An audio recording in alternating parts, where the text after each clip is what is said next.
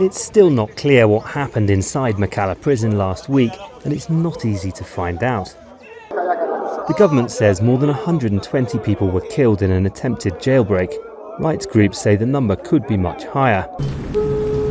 We spoke to several inmates by phone about what happened from Sunday evening onwards.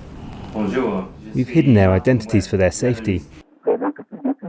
The power was cut off from 9 p.m. that day.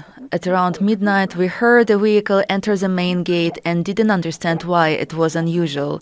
Then we heard the sound of people breaking a door open. Then the uprising started. This video shows men trying to get through the bars of their cell. Some are saying a group has already escaped and left the door open, and so they should take the chance to get out. Then they say those running towards the gate have been ambushed. It matches what another prisoner told us on the phone. Everything started in Block 4, then spread to other blocks. It was very hot that day. People were sweating and they were angry and they tried to break out.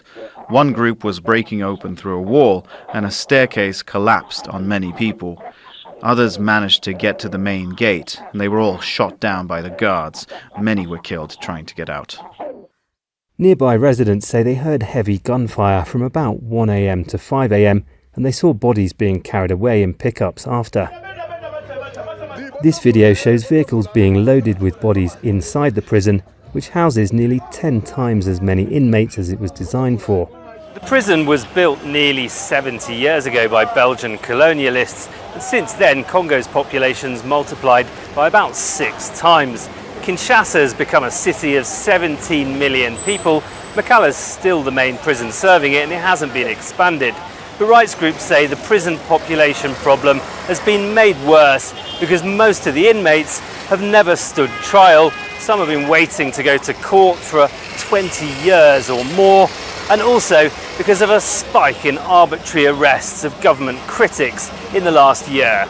The government didn't pay attention to... Emmanuel Cole's been campaigning for prisoners' rights for nearly 30 years. All the prisons in DRC are overcrowded, and also their lack of food, medical care. That is why we have daily dead among them. He says successive governments haven't listened, and that led to last week's disaster.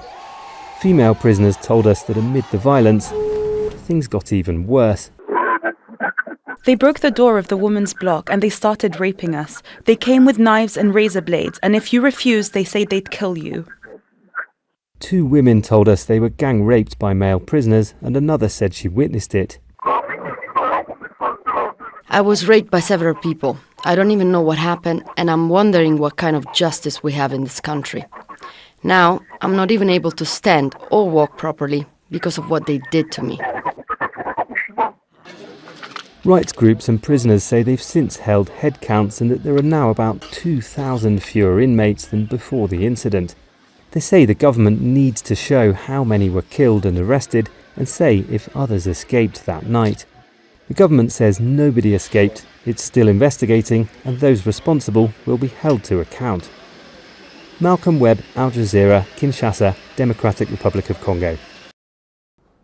Make sure to subscribe to our channel to get the latest news from Al Jazeera.